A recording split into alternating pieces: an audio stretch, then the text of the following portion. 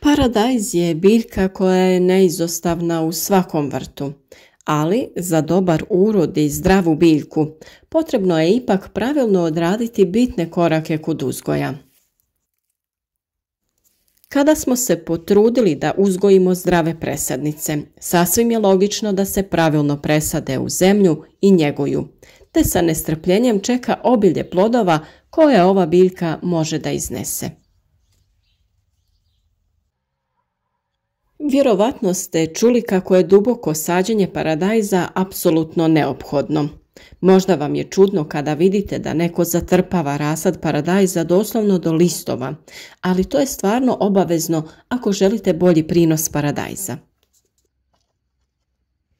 Paradajz nije teško uzgojiti, mada je u današnje vrijeme postao izazov biljke u vrtu održati zdravima cijelu sezonu.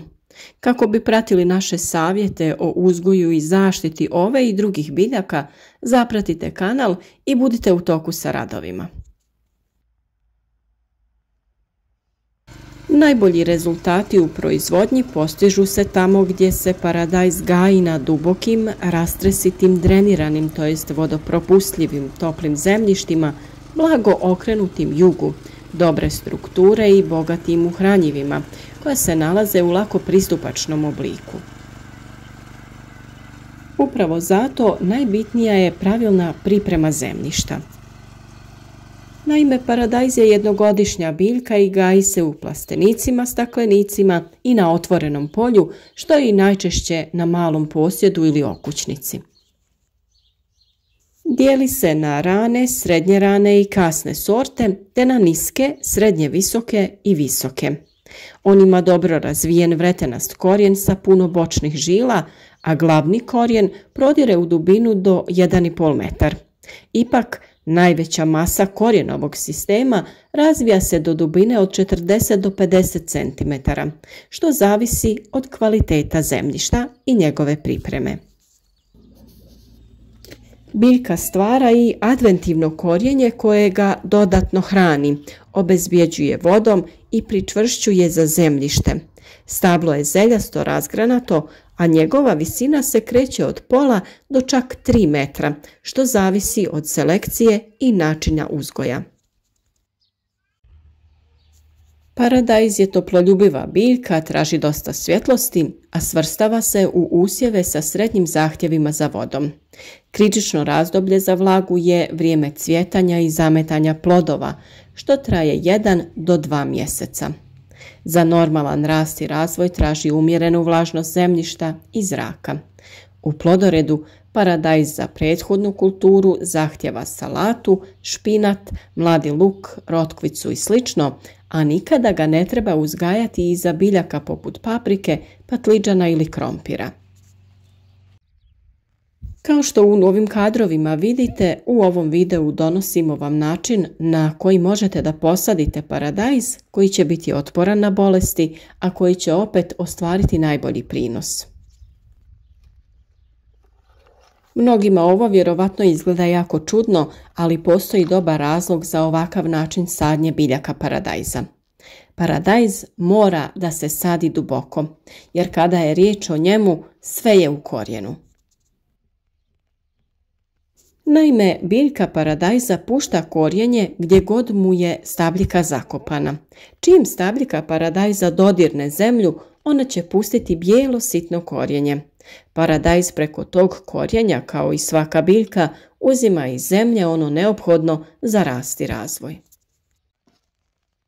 Što dublje zakopate sadnicu paradajza, ona će razviti veći i jači korijen. Što više korijena ima, paradajz će moći da apsorbira više hranjivih materija i naravno vode. Dodatni korijenov sustav će pomoći biljci da ostane uspravna pod pritiskom vjetra i tereta plodova. Ako rano posadite paradajz duboko u zemlju, on će ostati netaknut jer će ga zemlja zaštititi od hladnog vremena i proljetnog mraza. Sada se nameće pitanje koliko duboko treba saditi sadnicu paradajza. Naime, čak 2/3 biljke paradajza bilo bi preporučljivo staviti u zemlju, kako biste u potpunosti omogućili biljci da razvije jak korijen. Prvo je potrebno izmjeriti biljku kako biste bili sigurni da ćete napraviti rupu dovoljno veliku prije sadnje. Vjerovatno će biti dublja nego što mislite. Najbolje vrijeme za sadnju sadnice paradajza je kada ona naraste na oko 15 do 30 cm. Zbog vremenskih uslova sadnja se nekada malo i odgodi, ali to ne znači da paradajz koji je duži nije kvalitetan. Dapače, taj paradajz možete još dublje ukopati i on će biti još jači i još otporniji. A razmak između biljaka na koji sadimo paradajz je između 40 do 50 cm. Uklanjanje donjih listova i stabljika nije važno. Oni se jednostavno mogu zakopati sa ostatkom biljke. Međutim, možete ih naravno ukloniti ako će to olakšati sadnju. Kao što sam rekla, kod same sadnje paradajza jako je bitna kvalitetna priprema tla kako bi se biljka što bolje razvijala i kako bi se ovakva duboka sadnja što lakše odradila. Uvjerite se da tlo nije tvrdo ili zbijeno. Novi korijenov sistem neće moći da raste i da prodre kroz zbijeno tlo, zbog čega je proces duboke sadnje onda uzaludan.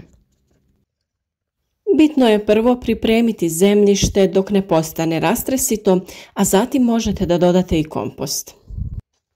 Postoje dvije metode pri dubokoj sadnji paradajza, metoda rupe i metoda rovova za sadnju bočno. Višlje sadnice se mogu saditi ovako bočno, dok se one niže, to jest manje sadnice, mogu saditi u rupe jer tada nećete morati kopati previše duboko. Metoda dubokih rupa je najčešća, ali može biti teška na zbijenom tlu. Rupa treba da bude dovoljno duboka da se veći dio stabljike do malo ispod gornjeg skupa listova zakopa. Svakako lakša za odraditi je metoda rova, to je sadnja bočno. Metoda rova je idealna ako je vaše tlo malo zbijeno ili ako ne možete iskopati dovoljno duboku rupu da primi pune 2/3 biljke paradajza. Jarak treba da bude duboko oko 15 cm sa dužinom koja odgovara 2/3 visine biljke paradajza. Položite biljku paradajza na stranu pa pod blagim uglom tako da su gornji listovi izloženi ispunite zemlju oko stabljike. U same jarke prilikom sadnje možete dodati kompost, stajsko gnojivo ili neko peletirano gnojivo, kako bi biljka imala sve što je potrebno za zdrav početak i kvalitetan daljnji razvoj. Preko sloja hranjiva potrebno je nagrnuti malo zemlje, a mi smo također dodali tanak sloj pepela nastalog sagorjevanjem drveta kako bi biljka u startu imala prirodna hranjiva koja su joj potrebna. O primjeni pepela u vrtu smo već dosta govorili, tako da sve o tome možete saznati na našem kanalu. Prilikom sadnje također možete primijeniti prihranu kalcijem kako bi zaštitili vaše biljke od truleži ploda na vrijeme, jer biljkama je potrebno neko vrijeme kako bi usvojile kalcij iz tla. O toj temi također imate poseban video na našem kanalu. Nakon sadnje na vama je da vaše biljke dobro zalijete. Dobro zalijevanje potiče korijenje da raste i širi se prema dole. Upravo to i želite, da iskoristite prednosti dubokog sađenja paradajza. Pobrinite se da dobro zalijevate tokom vegetacije kako biste održali snažan i zdrav korijenov sistem. Nakon sadnje možete u vodu za zalijevanje dodati kristalonsku prihranu namijenjenu za ukorjenjavanje, NPK hranjivo omjera 10-20-10 ili slično. Bitno je da udio fosfora označenog sa znakom P bude veći od udjela dušika i kalija, jer je fosfor neophodan za dobar razvoj korijena. Također ukorjenjavanje možete potaknuti i sa nekim prirodnim biostimulatorima poput čaja od vrbe, otopine od kvasca i sl. O tome smo mnogo pričali u drugim videima, pa recepte za te prirodne stimulatore razvoja korijena potražite na našem kanalu. Biljke koje su posađene polegnute s vremenom će da se isprave rastući prema suncu, ali nosači poput nekih štapova ili drški pomoći će paradajzu da raste uspravno. Kada koristite metodu sadnje u rovovima ili sačekajte da biljka poraste uspravno prije nego što postavite nosače, ili postavite štap pored horizontalne stabljike i sačekajte da se ispravi prije nego što ju zavežete. Ukoliko se pravilno posade, biljke će u roku od 24 sata već imati uspravan položaj. Postoje razne metode vezanja paradajza. Naravno da ćemo o toj temi posebno pričati u nekom od narednih videa u kojem ćemo vam pokazati sve metode vezanja i pričvršćivanja paradajza. Kada ste već prošli sve korake do sada od sijanja, pikiranja, to jest uzgoja zdravih presadnica, jedino što vam preostaje jeste da kvalitetno posadite vaše biljke. Ovo je stvarno najbolji način kako bi imali jake, zdrave i plodonosne biljke. A o zaštiti i daljnjim koracima pri uzgoju paradajza pričati ćemo još puno. Vi zapratite naš kanal ukoliko već niste, te pratite savjete o uzgoju ovog i drugog povrća, naravno i voća.